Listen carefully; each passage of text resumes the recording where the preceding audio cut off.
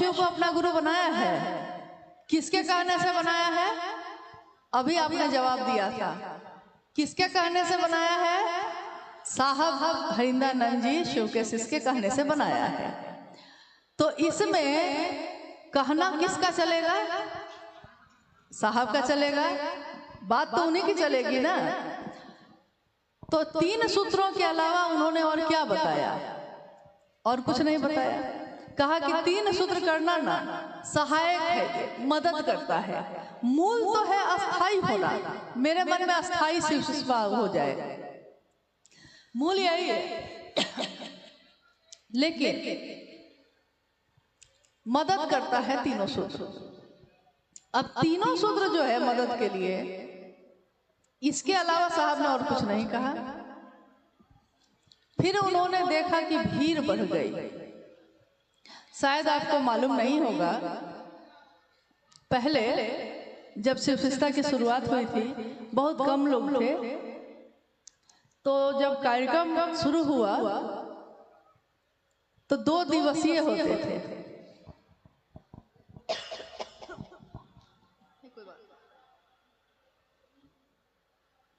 2 दिवसीय होते थे उस समय। साहब उस समय 3 बार जाते थे शिव चर्चा के लिए। जैसे आज दोपहर में, फिर रात में, फिर कल होके दोपहर में। बीच में बाकी गुरु भाई गुरु बहनों की चर्चा भजन चलती थी। लोग बहुत कम थे। घर की व्यवस्था जैसी व्यवस्था थी, सबकी सुरक्षा देखी जा सकती थी। और महादेव का काम बढ़ाना था तो मेहनत करनी थी, ज्यादा से ज्यादा समय देना था। लेकिन जैसे ही संख्या बढ़ने लगी तो सबसे पहले साहब ने 2 दिवसीय कार्यक्रम बंद किए और उन्होंने 1 दिवसीय कार्यक्रम शुरू किए कि नहीं, अब से कार्यक्रम 1 दिन का ही होगा। अब कोई उस समय साहब से मिला, फिर बाद में वो मिला ही नहीं उनसे कभी। उस समय मिला जब 2 दिवसीय होते थे, बाद में मिला ही नहीं। तो नहीं मिला और लोग उसको बोल रहे हैं कि 2 दिवसीय मना हो गया है, तब भी वो किया जा रहा है। इसलिए कि फिर वो मिला ही नहीं उनसे। उसको लगा कि हाँ हम कर सकते हैं। 1 दिवसीय कार्यक्रम भी जब थोड़ा लंबे होने लगे तो साहब ने देखा कि अब संख्या और ज्यादा बढ़ गई। तो मान लीजिए कि इतने लोगों का रहना, खाना, सोना, पानी, शौचालय, इन सारी चीजों की व्यवस्था करना बहुत कठिन है। हो भी जाए अगर तो फिर गुरु बहनों की संख्या ज्यादा है और गुरु भाइयों की संख्या भी है। तो सुरक्षा का मामला तो दोनों के साथ है। सुरक्षित रहें हम। देखिए, अपने परिवार के लिए कोई ऐसा सोचता है, जिसको आपसे मतलब नहीं रहेगा वो रात भर आपको बैठाएगा और नचवाएगा और गवाएगा। लेकिन जिसकी आप बहन हैं, जिसके आप भाई हैं, जिसका आप परिवार है, वो आपकी सुरक्षा सोचेगा, वो आपका शुभ और भला सोचेगा। दूसरा क्यों सोचेगा? तो साहब ने सोचा।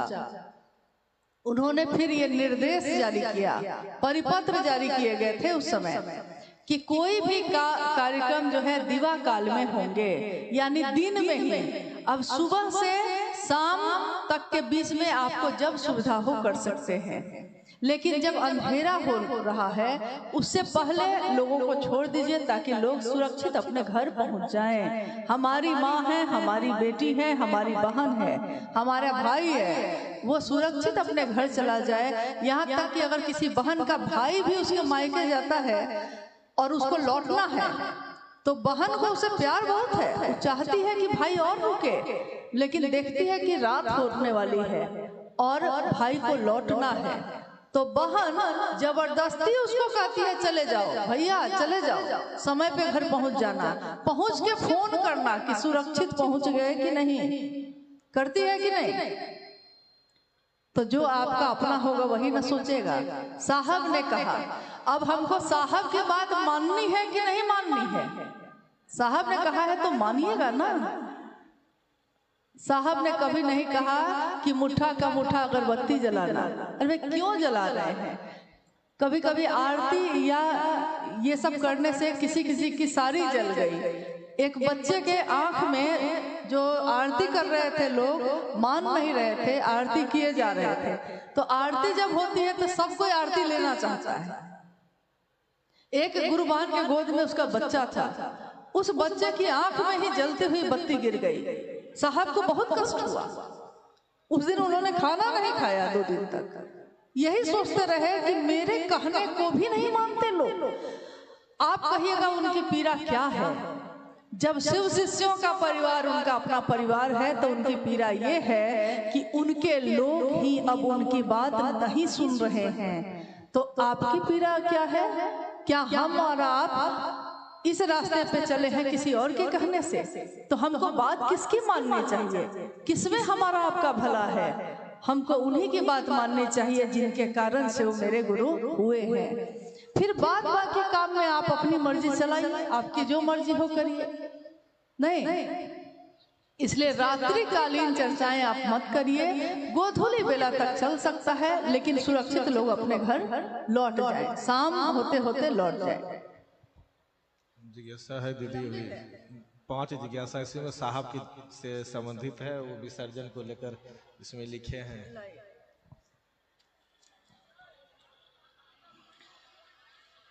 ये पूरा का पूरा पत्र है, मतलब जिनका भी है, एक जिज्ञासा नहीं है और यह जिज्ञासा भी नहीं है कह सकते हैं आप, क्योंकि साहब ने कहा शिव का शिष्य बनना, साहब ने कहा शिव को गुरु बनाना, लेकिन एक परिधि है। हर व्यक्ति की एक मर्यादा होती है, हर जीवन की एक सीमा रेखा होती है।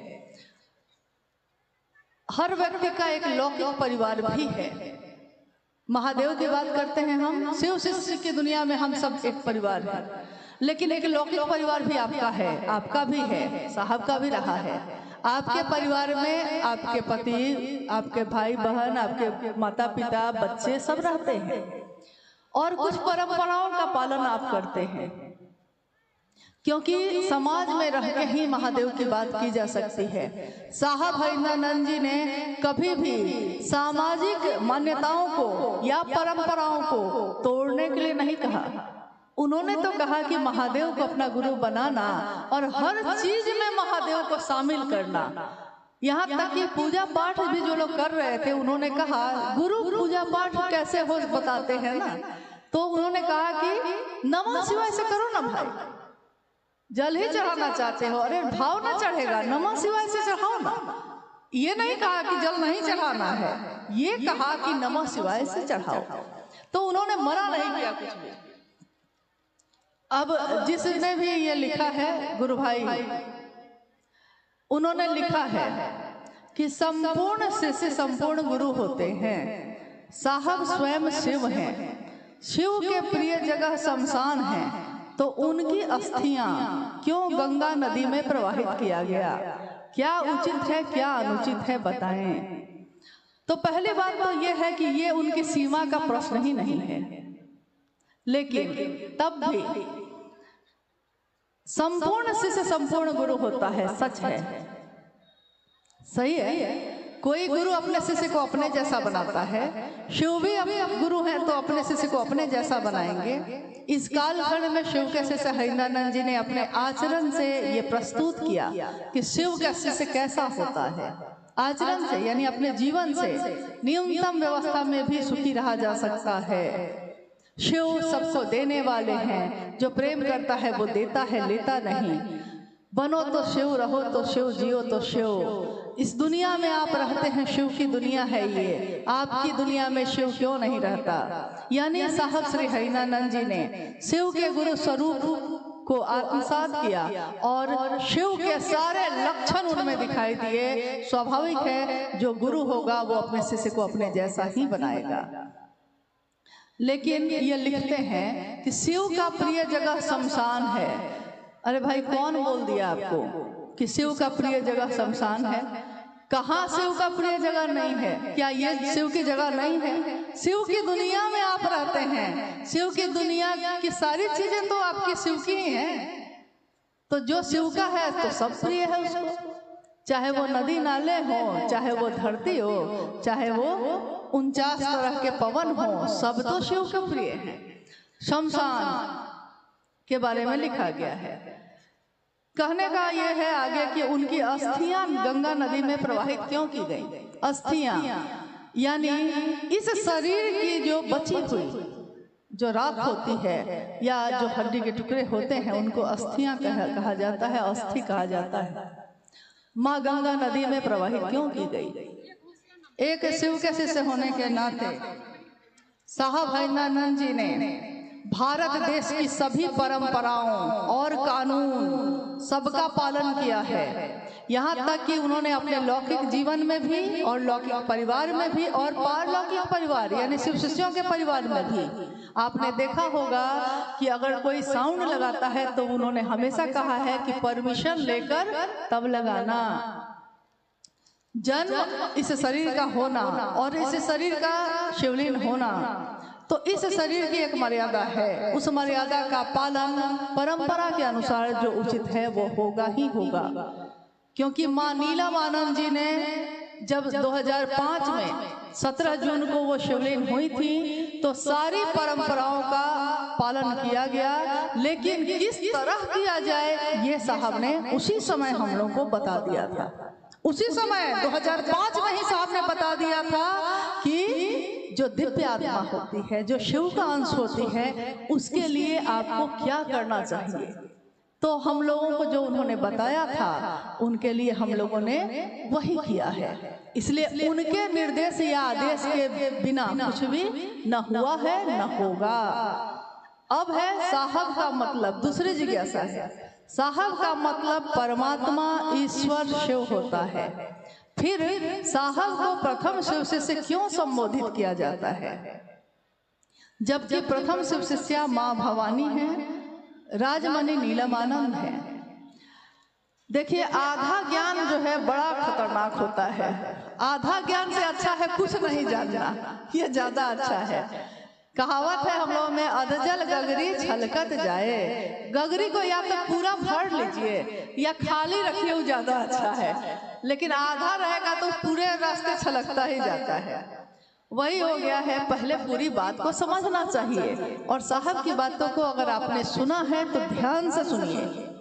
साहब ने इस शरीर में रहते हुए अंतिम संगोष्ठी में यह कहा कि परमात्मा जो है, जिज्ञासा ये आई थी और उस जिज्ञासा को संगोष्ठी में मैंने ही पढ़ा था। साहब मेरा एक है और न दूजो कोई। जो साहब को, यानी साहब को ही मैं कह रही थी ये बात कि जिज्ञासा ये है कि साहब मेरा एक है और न दूजो कोई। जो दूजा साहब करे वो दूजो कुल का होए। इसका क्या अर्थ है। तो साहब ने कहा कि जानते हैं साहब किसको कहते हैं। साहब परमात्मा को कहते हैं। साहब एक ही है यहाँ, साहब ईश्वर को कहते हैं। और उसके उत्तर में उन्होंने जो कहा, उससे पहले भी ये बात लोगों ने उस दिन सुनी है जरूर, लेकिन हम लोगों ने उनके मुंह से ये उत्तर जब मां नीलमानंद शरीर में थी 2003 में, उसी समय एक भजन वो गुनगुना रही थी। आपने शायद सुना होगा उस भजन को। आप लोग को भूख तो नहीं लगी है ना? लगी तो होगी। तो थोड़ी देर बात कर सकते हैं ना हम लोग। संगोष्ठी है, बड़ा मुश्किल से सबको इकट्ठे हुए हैं और जब बात निकली है तो थोड़ी दूर तक तो जाएगी। तो मां नीलमानंद गा रही थी, उन्हीं के द्वारा लिखित ये भजन था। साहेब यो अहाँ छी परम दयालु, अहाँ छी परम दयालु ये साहेब, अहाँ छी परम दयालु। तीन सूत्र अहीं के करै छी, अहीं के करै छी नमन, अहीं के करै छी चर्चा, अहीं से मांगै छी दया। इस भजन का ये वाक्य था, वो गा रही थी। हम लोग भी उनके पास बैठे थे, उनके साथ साथ गा रहे थे। उसी समय साहब अपने कार्यालय से, ये रांची की घटना है, उस समय साहब रांची में थे। उसी समय साहब अपने कार्यालय से आए तो उन्होंने गाते हुए सुन लिया तो वो हंसने लगे और खड़े हो गए। बोला उन्होंने कि नीलम जानती है साहब तो एक ही है, साहब तो महादेव है। और जब वो भोजन करके फिर कार्यालय चले गए दोपहर का, माँ नीलम आनंद जी ने कहा उस समय कि मुझको महादेव में और इनमें कोई अंतर नहीं लगता, क्योंकि जिसने शिव का भाव जगा दिया मेरे अंदर, मेरे लिए वो उससे कम भी नहीं। लेकिन जो ये कहते हैं करना वो है, जो ये चाहते हैं करना वो है। तो ये उत्तर तो साहब ने 2003 में ही हम लोग को दे दिया था। इसलिए हम लोग को कोई भ्रम नहीं है, और लोगों को भ्रम हो सकता है। तो साहब का मतलब यही होता है, शिव होता है। और साहब को प्रथम शिव क्यों कहा जाता है? देखिए, इसके लिए थोड़ा समझना होगा कि आदि गुरु शिव। तो जब कोई आदि गुरु होगा तो आदि शिष्या भी होगी। जब कोई प्रथम गुरु होगा, पहला गुरु, तो उस समय उनका कोई शिष्य भी हुआ होगा, क्योंकि गुरु परंपरा चली है तो शिष्य परंपरा होगी। गुरु बिना शिष्य के चल ही नहीं सकता है, शिष्य बिना गुरु के शिष्य बन ही नहीं सकता है।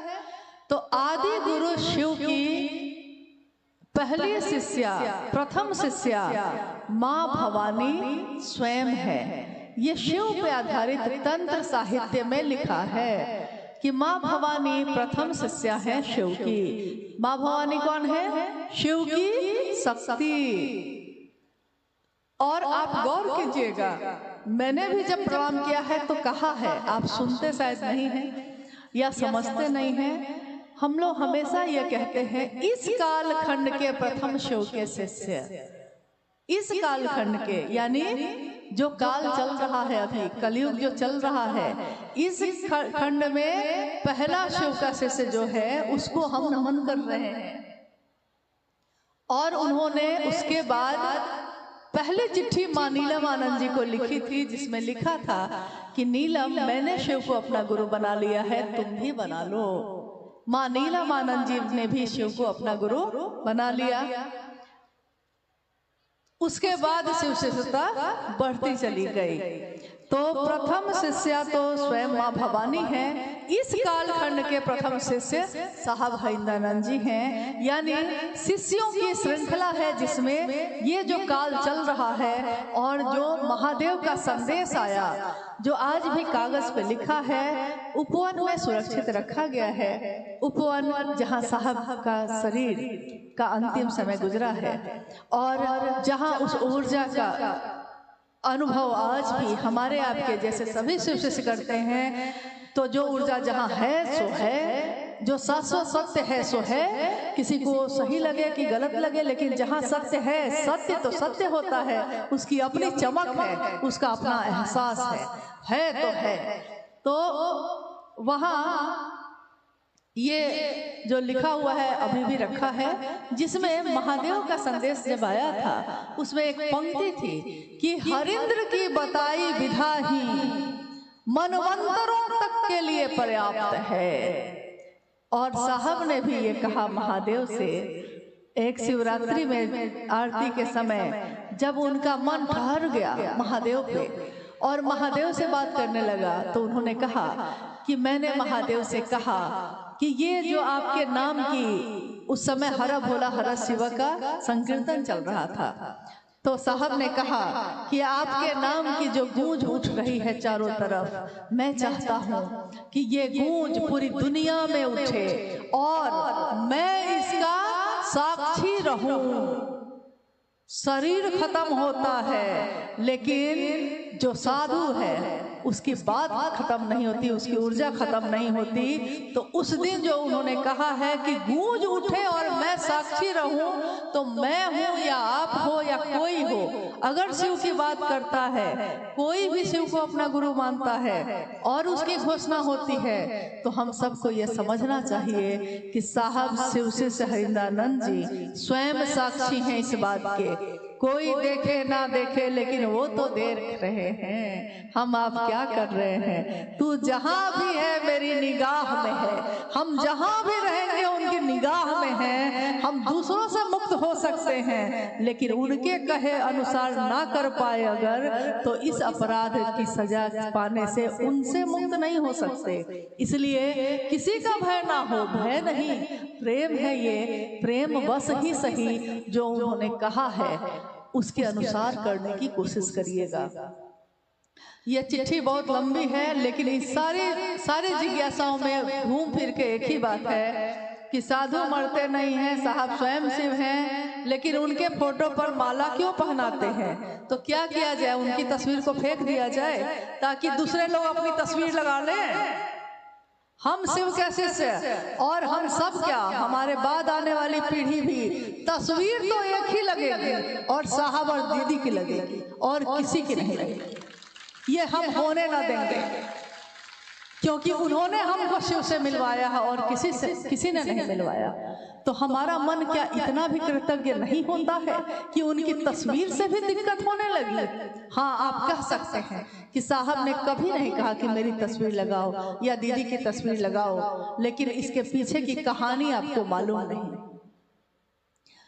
साहब के शरीर में रहते हुए जब माँ शिवलीन हुई 2005 में, माँ नीलमानंद शिवलीन हुई, कुछ लोगों ने जगह जगह कहना शुरू कर दिया कि नीलम दीदी की ताकत हम ही को मिल गई। कोई ये कहता, कोई ये कहता, यहाँ तक कि कुछ लोगों ने तो अपनी तस्वीर छपवा के बांटनी भी उस समय शुरू कर दी थी जब साहब शरीर में थे, उनकी आंखों के सामने इस तरह की बातें शुरू हुई। फिर भी साहब तैयार नहीं हुए, लेकिन बाद में उन्होंने कहा कि ठीक है, महादेव की तस्वीर तो लगेगी, इसलिए कि कोई शिव को गुरु बनाएगा तो वो प्रारंभिक अवस्था में जो शिव की साकार स्थिति है उसको समझ में आता है कि ये शिव की बात हो रही है, यही गुरु है, इनकी बात हो रही है। लेकिन गुरु से तो अंतर होना ही पड़ता है। उस शरीरधारी गुरु भी होगा तो अंदर से मिलना पड़ेगा उससे। शिव भी गुरु होंगे तो अंतर गुरु, अंतर से होना ही पड़ेगा, निराकार में जाना ही पड़ेगा। तस्वीर से मिलाप नहीं होगा। जो है, जिसकी तस्वीर है, वो मिलना तो उससे है ना, मिलना तो महादेव से है ना, तस्वीर से मिलाप नहीं होगा। लेकिन प्रारंभिक अवस्था में जब लोग अभी समझ नहीं रहे, लोग अभी जुड़ नहीं रहे, तो वो पहले समझते हैं जिन चीजों से, आप उसी के द्वारा उसका जुड़ाव करिए, धीरे धीरे वो समझ जाएगा। लेकिन नियम नहीं लगा सकते आप। अब रही बात माँ नीलमानंद की तस्वीर, तब उन्होंने कहा कि महादेव की तस्वीर के साथ नीलम की तस्वीर लग सकती है। फिर माँ नीलमानंद जी की तस्वीर लगने शुरू हो गई और कुछ समय के बाद, कुछ वर्ष के बाद, साहब देवघर में थे उसी समय, कुछ कार्यक्रम में जब साहब के साथ हम लोग भी गए और हम लोगों ने देखा कि जिस गुरु भाई ने ये आयोजन किया था, क्योंकि साहब ने मना कर दिया था अपनी तस्वीर लगाने से, तो उस गुरु भाई ने अपनी ही तस्वीर लगवा ली थी बैनर पे।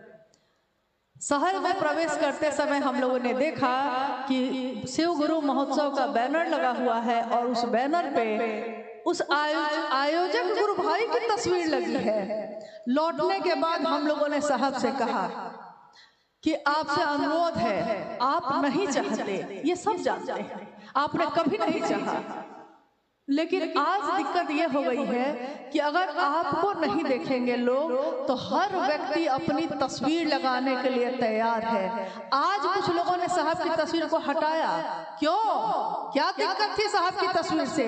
दीदी जिसने ममता का छांव दिया आपको, उनकी तस्वीर से दिक्कत हो गई, क्योंकि दिक्कत उनकी तस्वीर से नहीं है, चाहत तो अपनी स्थापना की है, भूख तो अपनी स्थापना की पैदा हो गई। लोग आपको जानने लगे, लोग आप में साहब को देखने लगे, लोग आपको ही दीदी समझने लगे। इसकी चाहत जब जग जाएगी तो आपको सबसे ज्यादा परहेज उन्हीं से होगा।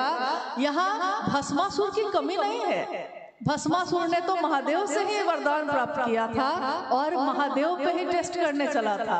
आइए महादेव आप पे रख के देखते हैं भस्म होते हैं कि नहीं। यहाँ तक की कहानी तो बहुत लोग जानते हैं, लेकिन भस्मासुर का हाल क्या हुआ था ये कहानी भी आप जानते होंगे। एक दिन उसने अपने ही सिर पे हाथ रख लिया। तो जिन लोगों को शिव की शिष्यता में महादेव से परहेज है, साहब दीदी की तस्वीर से परहेज है। तस्वीर जरूरी नहीं है, लेकिन इसलिए जरूरी है क्योंकि लोग आने वाले समय में ऐसे असंख्य लोग होंगे जिन्होंने सशरीर साहब और दीदी का दर्शन नहीं किया है। आप में से ही बहुत लोगों ने माँ नीलमानंद जी को शरीर में नहीं देखा होगा। अगर कोई अनजाना आदमी यहाँ आए और वो महिला अपनी तस्वीर लगा दे और नीचे लिख दे दीदी नीलमानंद, तो आप तो समझिएगा कि वही दीदी नीलमानंद है। तो लोग जाने समझें, सही चीज पे रहें, इसके लिए जरूरी है। और ये व्यवस्था में किया गया है, खुशी नहीं है इसमें किसी को। साहब ने तो चाहा है महादेव की स्थापना हो, स्थापना तो महादेव की ही होगी और किसी की तो हो नहीं सकती। लेकिन जिसने बताया है उसके लिए कृतज्ञ भी नहीं होइएगा, उसके लिए एहसान भी नहीं मानिएगा। ये तो शिव का शिष्य नहीं हो सकता। अब रही बात की फोटो पे माला क्यों पहनाते हैं। अरे भाई, माला पहनाना मतलब तो जरूरी नहीं है कि फोटो पे पहनाते हैं आप तो माला किसी के स्वागत में आने पे भी देते हैं उसको। तो क्या वो खत्म हो गया है, शरीर से खत्म हो गया? नहीं, आप अपने श्रद्धा के पुष्प अर्पित करने की कोशिश करते हैं, लेकिन अर्पित तो हृदय होता है, फूल थोड़े ही होते हैं। हर घर जहाँ शिव शिष्टता की बात होती है, हर उस घर में ये बात तो गूंजती ही है कि घर मंदिर से नहीं वो कम, तुम रख दो कदम जहां ए हरेंद्र, सारी दुनिया बिछाती है फूल, दिल अपना बिछाएंगे हम, सुस्वागतम सुस्वागतम। उन्हीं का स्वागत है हर जगह। क्यों है?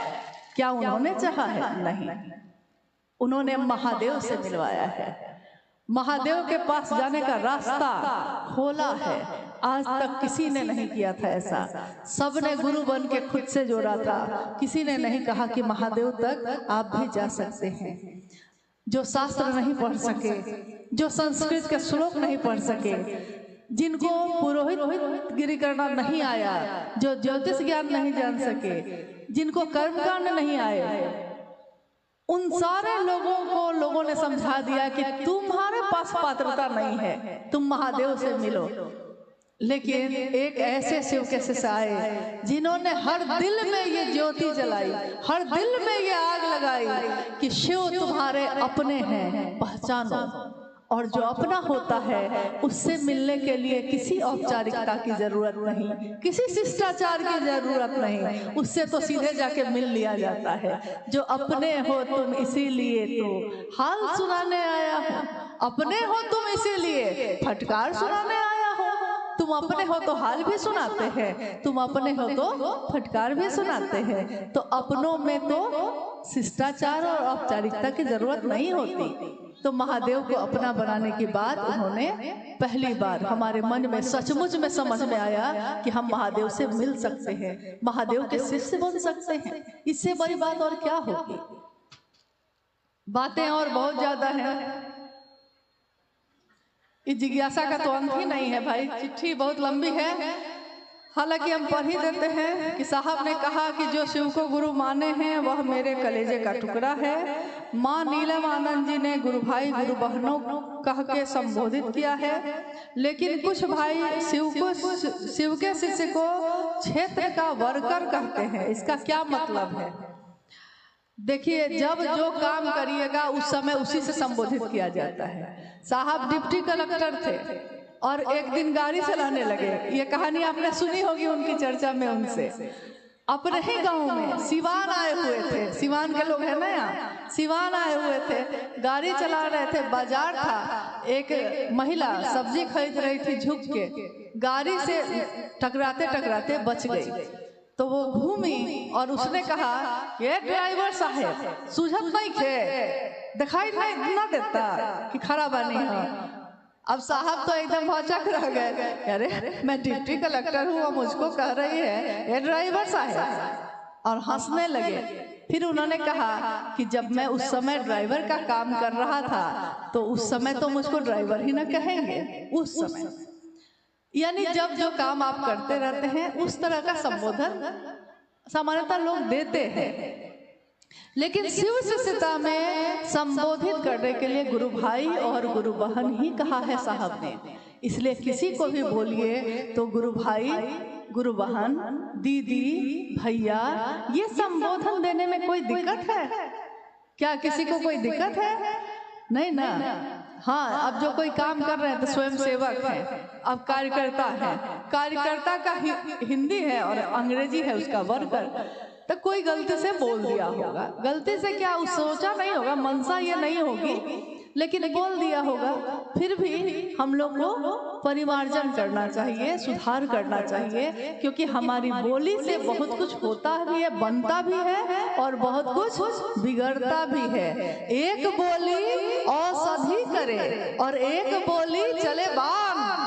एक शब्द ऐसा होता है जो घाव पे मरहम का काम करता है, और एक बोली ऐसी होती है जो घाव नहीं है तो घाव बना देता है, नहीं बाण तीर की तरह लग के। तो बोली ऐसी बोलिए कि मन का आपा खोइए, मतलब कि कोई आपसे बात करे तो उसको महादेव की याद आए।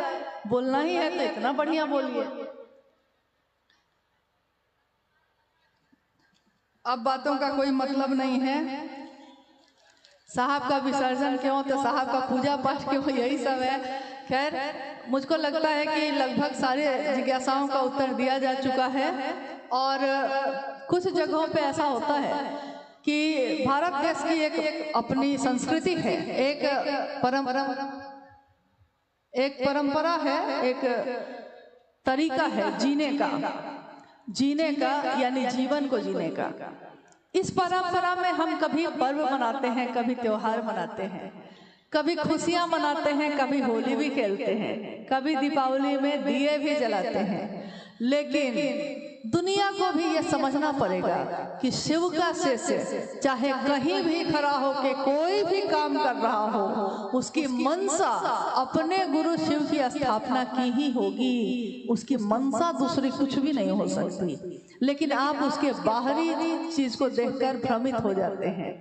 विश्वास करना होगा महादेव पे, उनके शिष्यता पे, और जो उनका काम महादेव का गुरु कार्य बढ़ा रहे हैं उन पे भी। जब तक हम एक दूसरे पे विश्वास न रखेंगे, हम कैसे इस रास्ते पे बढ़ सकेंगे? ये तो प्रेम की विधा है। प्रेम दीजिएगा, प्रेम मिलेगा, ये हम लोग की अनुभूति है। गाली दीजिएगा तो गाली मिलेगी, झगड़ा कीजिएगा तो झगड़ा और दुगुना मिलेगा।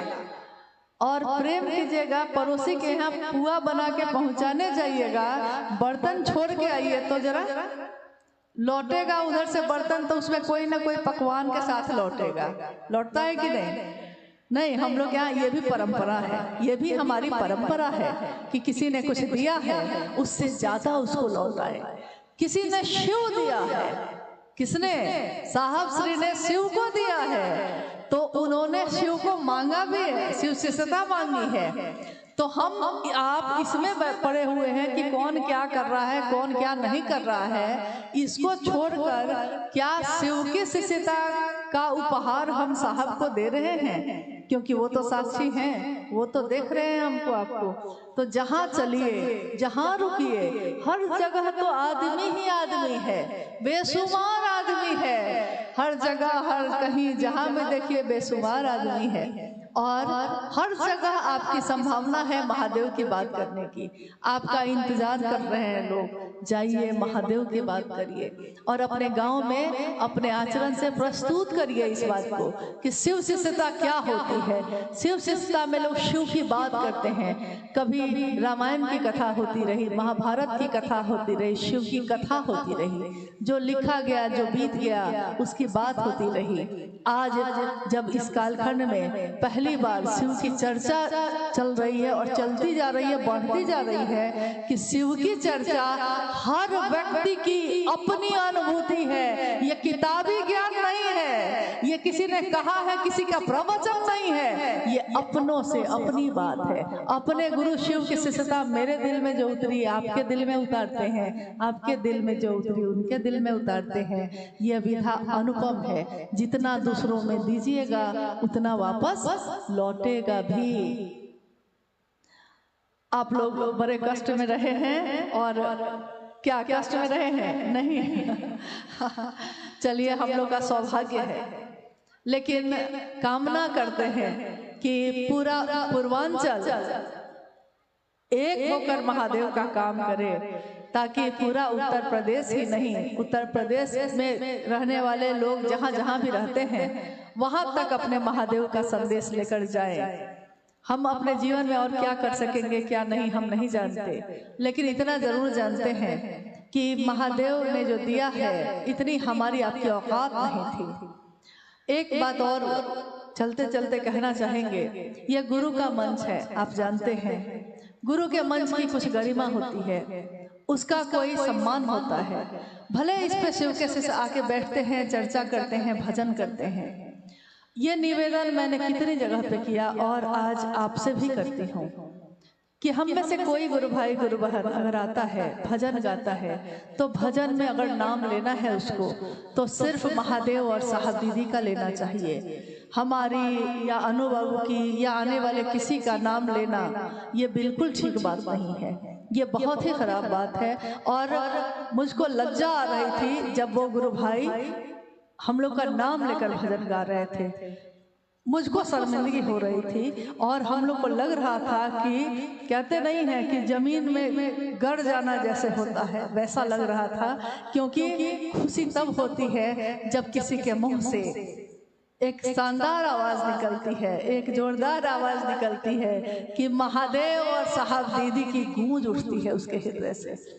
लेकिन किसी और का नाम चाहे अपना ही सही क्यों ना, बहुत खराब लगता है, अच्छा नहीं लगता।